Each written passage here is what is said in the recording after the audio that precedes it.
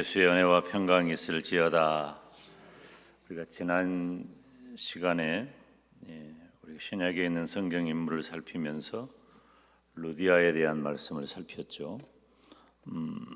지난번에 살핀 것은 이제 오늘 보면 우리 14절 한번 읽어볼까요? 시작. 두아디라 성의 자주장사로서 하나님을 공경하는 루디아라 하는 한 여자가 들었는데 주께서 그 마음을 열어 바울의 말을 청정하게 하신지라. 아멘. 주께서 그 마음을 열어 그랬어요. 그래서 지난 시간에는 하나님께서 루디아의 마음을 여셨다. 루디아의 마음을 열 뿐만 아니라 바울이 유럽으로 선교를 하는 그런 걸음도 하나님께서 인도하셨고, 또 바울을 루디아와 만나게 하신 분도 하나님이시고, 말씀을 듣게 하신 분도 하나님이시고, 그 마음을 여신 분도 하나님이셔요. 그러니까 전혀 이렇게 이방에서 이렇게 살아가는 그런 사람으로서 아주 파격적이죠. 15절 말씀을 보니까 저와 그 집이 다 세례를 받았다. 그리고 자기 집으로 다 청해가지고 강권해서 자기 집에 유하라고 하였다. 이건 뭐 그냥 열심히 있으니까 할 수 있는 일이 아니라 마음이 열렸다고 하는 것이죠. 이 마음이 열린다고 하는 것은 사람의 힘으로 되는 게 아니에요. 내 마음 쓰인 대로 하니까 내 마음이 내 마음을 주관한다고 생각하면 안 돼요. 하나님께서 루디아의 마음을 여셨다. 여러분, 내 힘으로 할 수 있는 것은 아무것도 없습니다. 오직 하나님께서 저와 여러분의 마음을 주장하시고 저와 여러분의 인생을 이끄시기를 주님의 이름으로 축원합니다. 오늘 우리가 살필 부분은 이 하나님께서 루디아의 마음을 여셨을 뿐만 아니라 그 마음을 여셔서 바울의 말을 청정하게 하셨다는 거죠. 우리가 14절을 다시 한번 읽어봅니다. 시작. 두아디라 성의 자주장사로서 하나님을 공경하는 루디아라 하는 한 여자가 들었는데 주께서 그 마음을 열어 바울의 말을 청정하게 하신지라. 주께서 그 마음을 열어 바울의 말을 청정하게 하셨다. 이 바울의 말을 청정하게 했다는 것은 물론 바울과 어떤 대화를 나누기도 했겠지만 바울의 말을 청정하게 했다는 것은 하나님의 말씀을 들었다는 거예요. 그러니까 우리가 루디아를 보면서 하나님의 말씀을 듣는 신앙이 얼마나 중요한가. 말씀 신앙이죠. 이 하나님을 공경하는 루디아라 그랬잖아요. 이 하나님을 공경한다는 것은 다른 말로 표현하면은 헬라어 원문대로 보면은 하나님을 예배한다는 거예요. 그런데 그 예배한다는 것이 계속적인 예배 신앙을 의미하고 있어요. 계속해서 하나님을 예배하는 거예요. 그리고 바울의 말을 청정하게 하신지라. 이 원전에 보면 계속적으로 듣는 거예요. 계속적으로. 제가 이 말씀을 준비하면서 그런 생각을 했는데 실제로 자료가 그래요. 2000년 전, 지금부터 2000년 전에는 이 설교를 아주 오랜 시간 계속했어요. 그전에도 제가 한번 언급한 적이 있는데 예수님께서도 그렇게 하셨거든요. 예수님께서도 성경에 보면, 복음서에 보면 예수님께서 앉으시고 그리고 많은 사람들이 예수님에게로 나온 거예요. 예수님은 앉아서 말씀을 전하시고 예수님을 따르는 많은 무리들은 서서 그 말씀을 들었어요. 이게 그때 당시에 랍비들이 사람들을 가르치는 모습이었어요. 지금은 많이 다르죠. 지금은 목사가 서서 말씀을 전하고 성도들이 앉아서 말씀을 듣습니다. 이게 이제 황금의 입이라고 불리우는 크리소스톰이라고 하는 이 위대한 이 기독교 2000년 역사의 위대한 설교자가 있어요. 그런데 이 크리소스톰이 말씀을 전할 기회가 되었는데 이 오스만 터키 제국에 그 말씀을 전할 때에 말씀을 전하는 중에 갑자기 마음에 뜨거운 마음이 생긴 거예요. 앉아서 말씀을 이렇게 전하다가 갑자기 마음에 뜨거운 마음이 생겨서 앉아 있을 수가 없어서 벌떡 일어나 가지고 이 크리소스톰이 그냥 일어서서 계속해서 말씀을 전한 거예요. 이게 황금의 입이라고 하는 표현이 그냥 나온 게 아니에요. 근데 그 얘기를 많은 목사님들이 들었어요. 세상에 크리소스톰이 서서 말씀을 전했는데 우리가 어떻게 앉아서 말씀을 전할 수가 있겠는가? 그래가지고 목사님들이 탁 일어서서 설교를 하고 그다음부터 성도들은 앉아서 설교를 듣게 되었다. 그러니까 여러분은 지금 앉아서 설교를 듣고 그래서 잠깐만 까딱까딱 졸기도 하고 편안하게 목사는 서서 말씀을 전하고 그런 때가 되었어요. 어찌 되었든지 설교를 매우 오래 했어요. 구조적으로 초대교회 시절에는 지금부터 2000년 전에는 구조적으로 설교를 매우 오래 했어요. 여러분 우리가 마태복음 5장, 6장, 7장 산산수훈을 5장, 6장, 7장이 감람산 강해라고 하는 짧은 구절이 아닙니다. 짧게 그렇게 기록을 한 것뿐이지 굉장히 오랜 시간 우리 주님께서 말씀을 전하신 거거든요. 그러니까 우리 한국교회도 굉장히 말씀을 오래 증거했죠. 저 어렸을 때만 해도 목사님들이 오셔서 말씀을 전하면은 뭐 특별히 부흥사경회 같은 거 하잖아요. 그러면 3시간, 4시간 설교를 하셔도 그냥 3시간, 4시간 하는 것이 은혜예요. 그냥 그렇게 오래 설교 조금이라도 더 설교를 더 오래 해주는 게 은혜였어요.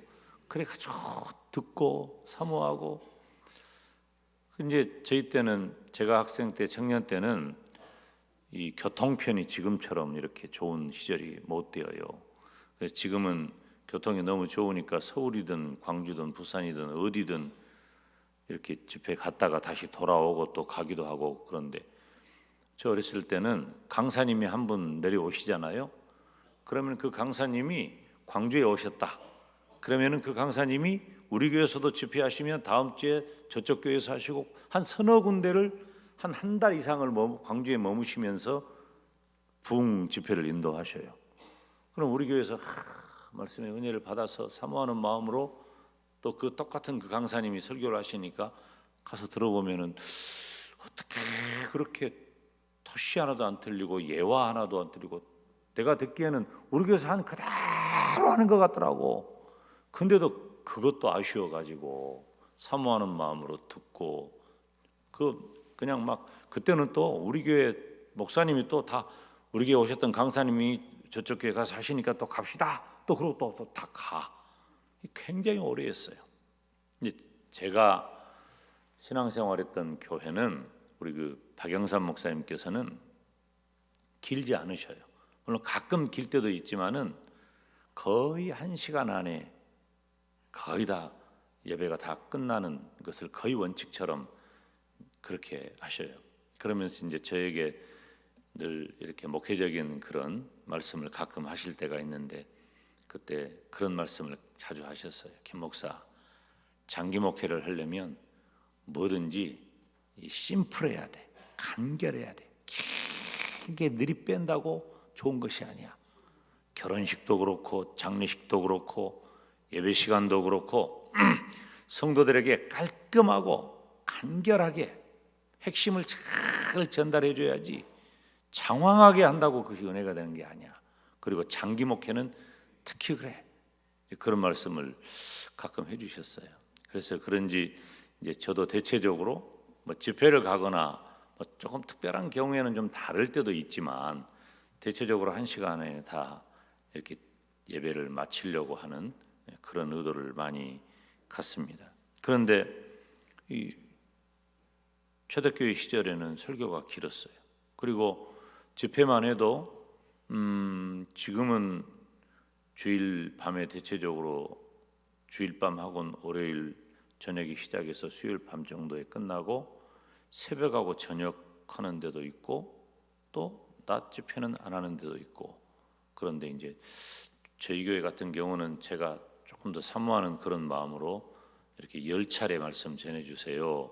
주일 밤부터 수요일 밤까지, 그리고 월요일부터 수요일 새벽, 월, 화, 수, 낮 이렇게 되게 요청을 하는데, 지금 6월 달에 우리 교회 오실 강사님에게도 일단은 그렇게 요청을 하고 그렇게 지금 이야기는 되어져 있는데, 아무튼 그렇게 하려고 거의 생각을 해요. 근데 요즘은 거의 간결화되어졌어요. 매우 간단한 것이 아주 미덕처럼 되어 있는데, 성경에 보면 사도행전 20장 7절 말씀을 우리가 보면 함께 읽어봅니다. 안식 후 첫날에 우리가 떡을 떼려 하여 모였더니 바울이 이튿날 떠나고자 하여 저희에게 강론할세 말을 밤중까지 계속하며 우리의 모인 윗다락에 등불을 많이 켰다 그랬어요. 그러니까 바울이 그 다음날 떠나려고 그랬어요. 말을 했다는 것은 설교를 했다는 거죠. 강론을. 그런데 밤중까지 계속해고 윗다락에 등불을 많이 켜고, 그래서 그 다음에 9절 말씀을 보면은 이제 졸다가 떨어져서 죽는 그런 사건도 생긴 그 장면 있는데, 굉장히 오래 한 거예요. 굉장히. 여러분, 이 주일에 대해서도 우리가 생각을 좀 잘 해야 됩니다. 주일은 어떤 날인가? 저는 기본적으로 주일 신앙이 우리의 신앙이라고 저는 확신을 해요. 우리가 주일을 어떻게 지내고 있는가? 주일은 물론 한편으로는 미안한 마음도 있죠. 왜냐하면 성도들은 월요일부터 토요일까지 삶의 현장에서 굉장히 애를 쓰고 사시기 때문에 주일날 좀 쉬어야 한다 하는 그런 마음이 있어요. 쉬시는 것도 필요하지만 주일은 이제 좀 구별하는 의미에서 주일은 주의 날, 하나님의 날입니다. 그날은 온종일 하나님을 예배하고 말씀이 선포되고 또 개인적으로 기도하고 찬양하는, 그 말씀 앞에 온전히 헌신하는 날이 주일이라고 하는 거예요. 주일은 다른 일을 그러니까 하면 안 되는 거예요. 그래서 주일날 해야 할 일은 하나님을 예배하고 기도하고 혹은 신방하고 전도하고, 이거 해야 되거든요. 근데 주일은 시장 보는 날이 아니에요. 주일은 식당에 가서 가족들이 외식하는 날이 아니에요. 주일은 이 하나님의 말씀을 잘 이해하고 그 말씀의 은혜 가운데 사는 사람은 그것으로 만족해요. 다른 일을 하려고 할 때 다른 일이 조금 부과되면 그것 때문에 마음이 불편해야 합니다. 지난 주일 밤에 오신 강사님하고도 대화를 하면서 그런저런 얘기를 하면서, 또 이제 제 후배이기 때문에 제가 가진 이제 어떤 원리를 얘기를 이렇게 했고, 저도 가끔 그런 얘기를 해요. 목사로서 인간적으로는 성도들에게 주일날에 대해서는 조금 미안한 마음이 없지는 않지만, 우리가 주일 밤예배를 고수하고 주일 밤예배를 고수하는 이유 중에 하나는 알게 하는 거예요. 아직 주의 날이 끝나지 않았다. 저녁 시간에도 아직 우리는 하나님을 예배해야 할 시간이다 라고 하는 것을 우리가 구조적으로 그렇게 만들어 놔야 한다는 거예요. 물론 그렇다고 해서 완벽하게 모든 성도들이 다 주일날 온종일 예배하는 것은 아니라 할지라도 시대적인 흐름에 목사 입에서 아직도 주일날은 돈 쓰면 안 돼, 주일날은 하나님을 예배해야 돼, 이런 얘기를 하는 것이 아직도 그런 얘기를 하냐고 하는 사람이 있어요. 저 가깝게 지내는 몇몇 목사님들 중에서도 이제 그런 얘기를 못해요. 못한다는 거예요. 우리 교회는 어른들이 주일날 딴 일하거나 딴 모습이 보이면 장로님들이, 권사님들이, 집사님들이 오늘은 주일이란다. 주일이니까 주일날 돈 쓰면 안 돼.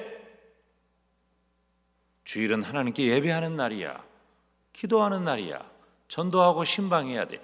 이런 이야기를 하는 교회가 되어야 한다는 거죠. 이것은 고루한 전통이 아니에요. 이것은 다분히 하나님의 말씀에 근거한 우리들의 신앙 고백인 것입니다. 매우 중요한 얘기예요.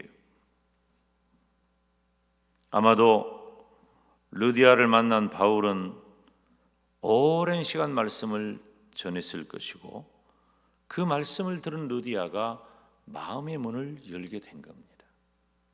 사랑하는 여러분, 우리가 사람의 말을 듣고도 감동을 하고 감격을 하고 사람들이 하는 노래에도 반응을 하잖아요. 우리가 TV에서 나오는 가수들이 부르는 노래에도 내 감정이 이입돼 가지고 어떤 가수가 노래하면 신바람이 나기도 하고 함께, 어떤 가수가 노래하면 함께 울기도 하잖아요. 그 뭐예요? 다 감정이 이입되는 거예요. 하나님의 말씀을 많이 들을 때 그 하나님의 말씀을 듣는 사람의 마음의 문이 열린다는 거예요. 루디아가 그랬어요. 여러분, 하나님의 말씀은 엄청난 위력이 있습니다. 우리가 생각할 정도가 아니에요. 하나님의 말씀은 히브리서 4장 12절에 하나님의 말씀은 살았고, 함께 읽습니다. 시작. 하나님의 말씀은 살았고 운동력이 있어 좌우의 날선 어떤 검보다도 예리하여 혼과 영과 및 관절과 골수를 찔러 쪼개기까지 하며 또 마음의 생각과 뜻을 감찰하나니. 아멘. 이 세상의 어느 무엇이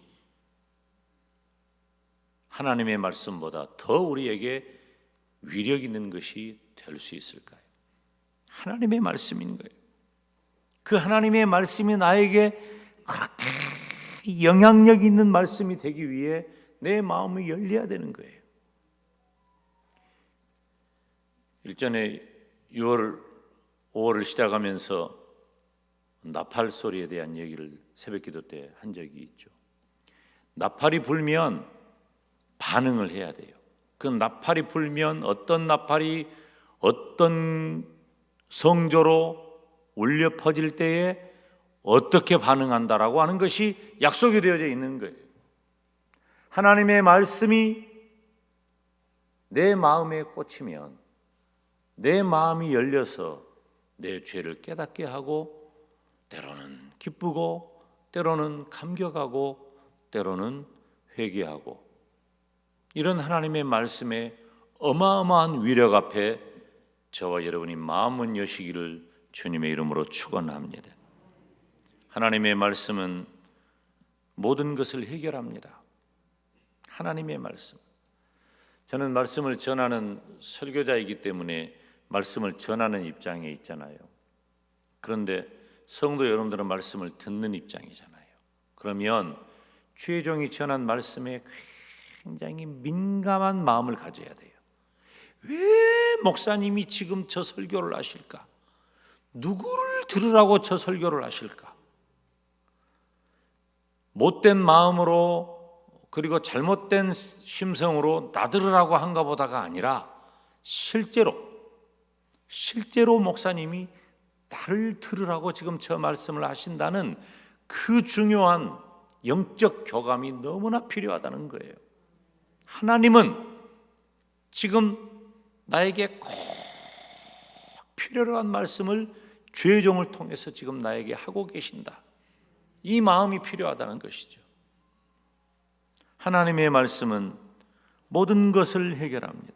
오늘 오후에도 급하게 병원에 가는 성도가 있어요. 기도를 부탁해 왔어요. 그래서 만나서 먼저 하나님의 말씀을 읽었어요. 먼저 하나님의 말씀을 읽고 간절히 기도했어요. 그런데 제 마음은 하나님의 말씀을 읽을 때 이미 하나님께서 그 영혼을 만지시고 하나님이 이미 역사를 이루어 가신다. 제가 읽어드린 성경은 이사야서 41장 10절이에요. 늘 우리가 아는 말씀이지만 절박한 상황 가운데 주의 종을 찾은 그 성도에게는 이 말씀이 또 남다르게 들려졌을 거예요. 한번 읽어볼까요? 이게 저와 여러분에게 지금 이 시간에 꼭 필요한 말씀일 수도 있어요. 시작. 두려워 말라. 내가 너와 함께 함이니라. 놀라지 말라. 나는 내 하나님이 됨이니라. 내가 너를 굳세게 하리라. 참으로 너를 도와주리라. 참으로 나의 의로운 오른손으로 너를 붙들리라. 아멘. 사랑하는 여러분,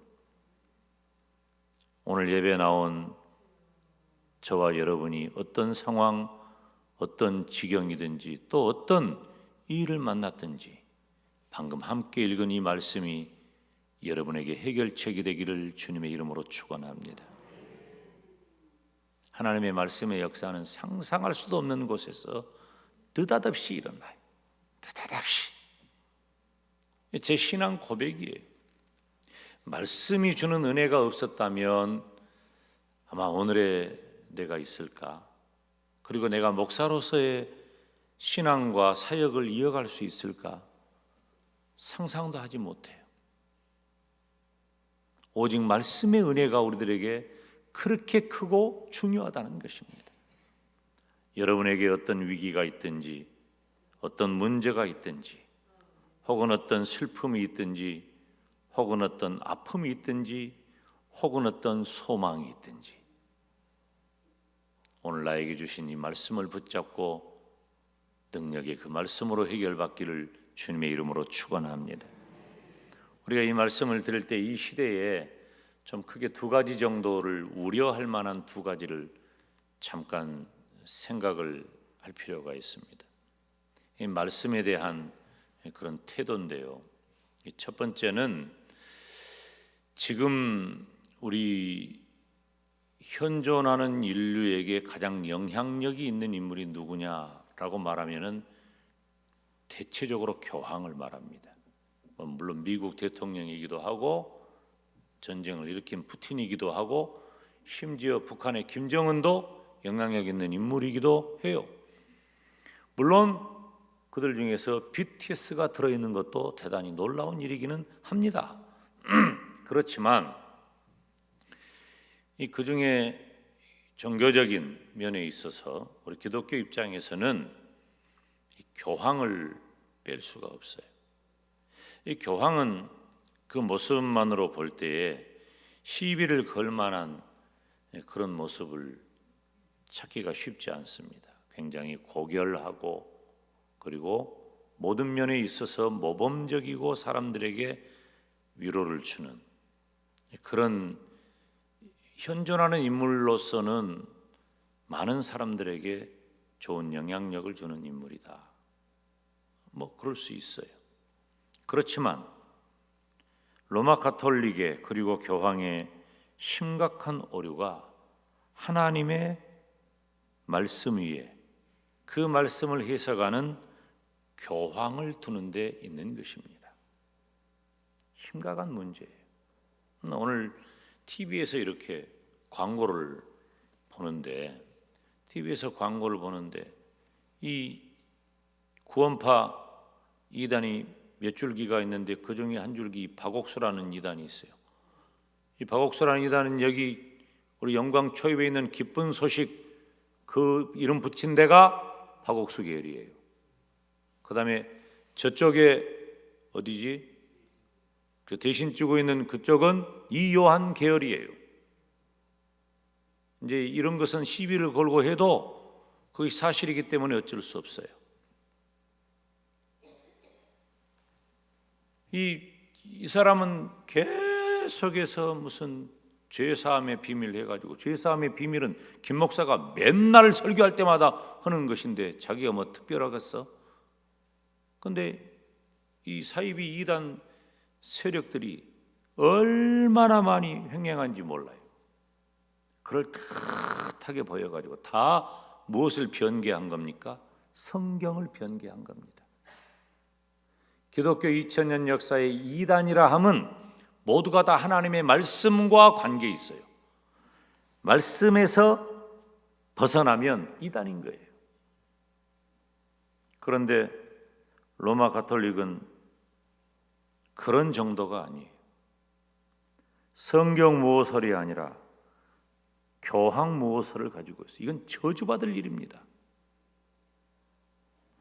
영향력을 가지고 있다고 해서 옳은 것은 아니에요.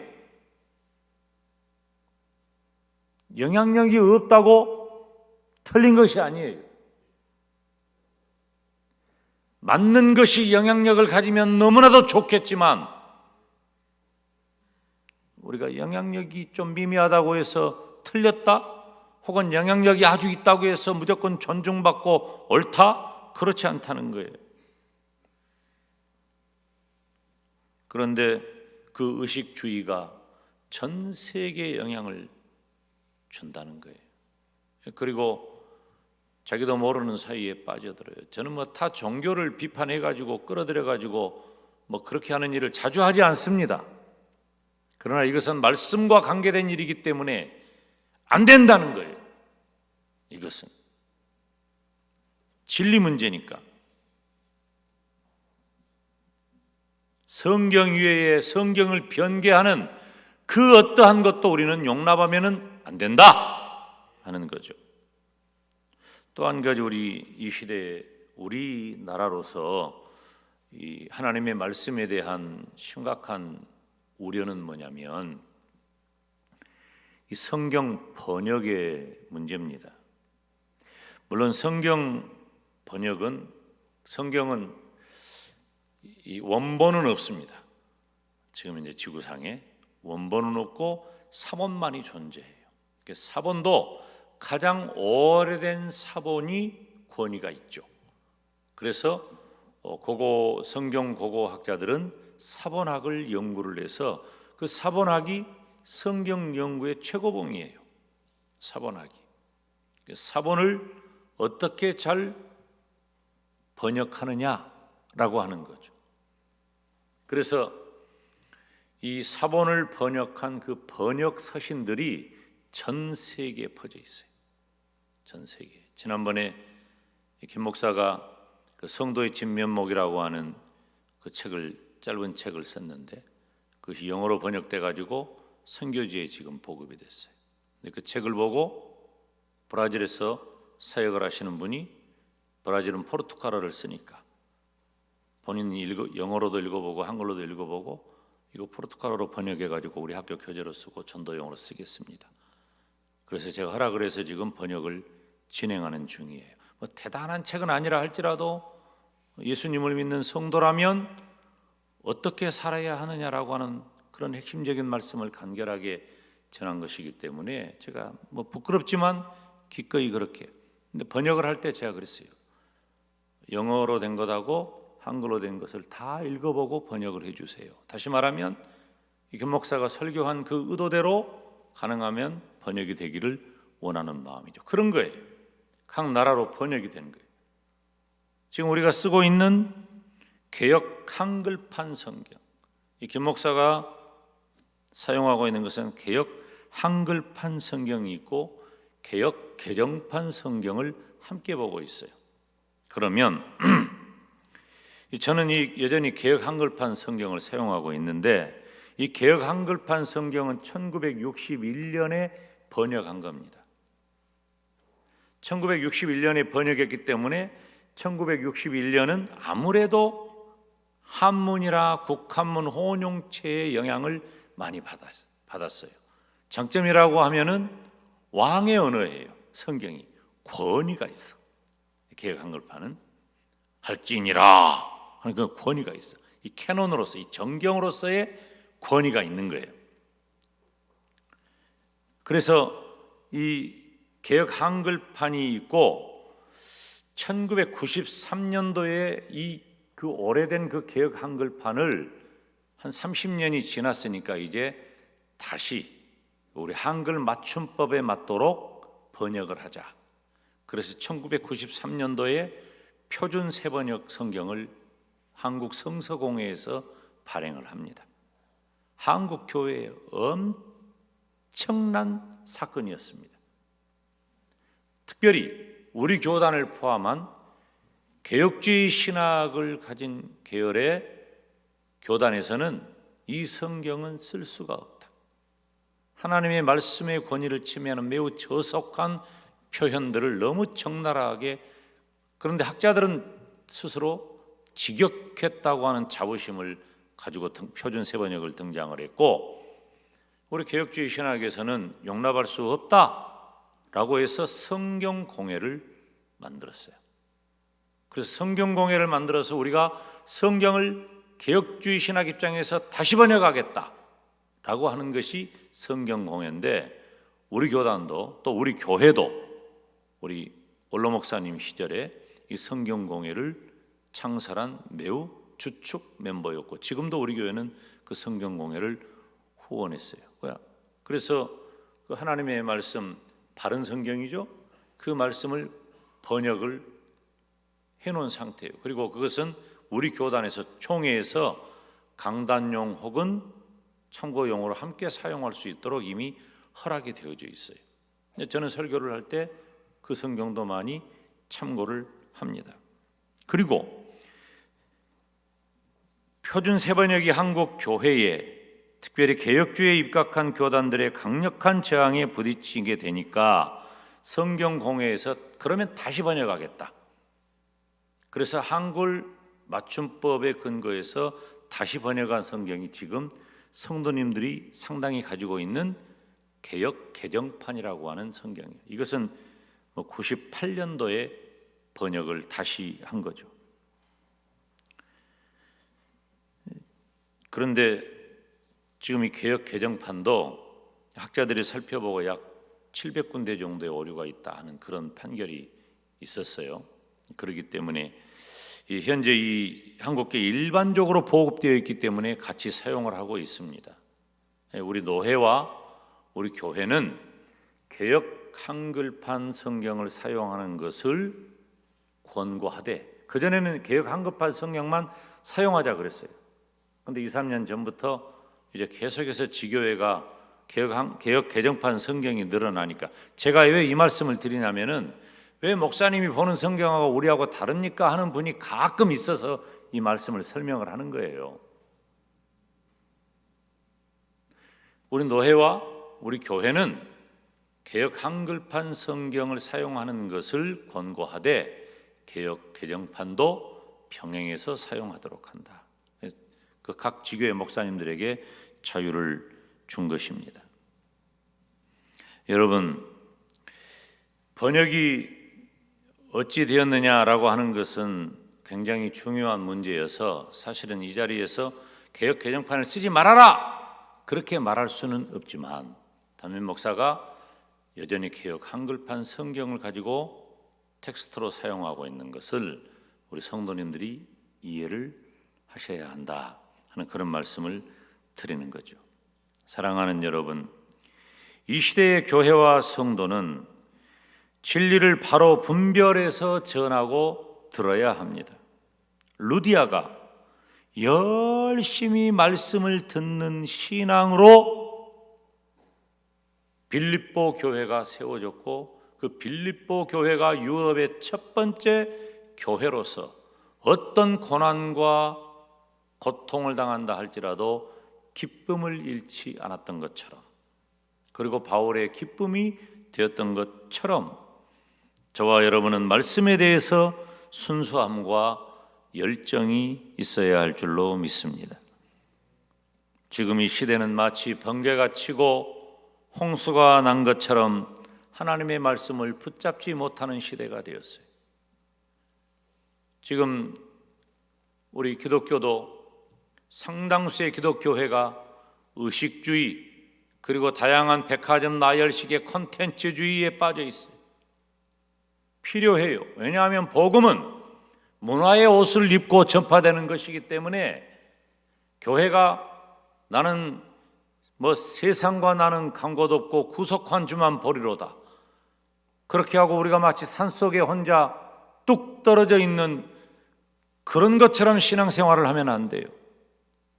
말씀을 전했듯이 너희는 세상의 빛이라 말씀하시고 너희는 세상의 소금이라고 말씀하신 우리 주님 말씀 따라 우리는 세상 속의 소금으로 세상 속의 빛으로 살아가야 되는 것이지만 그렇다고 세상 물결 따라가면 안 돼요.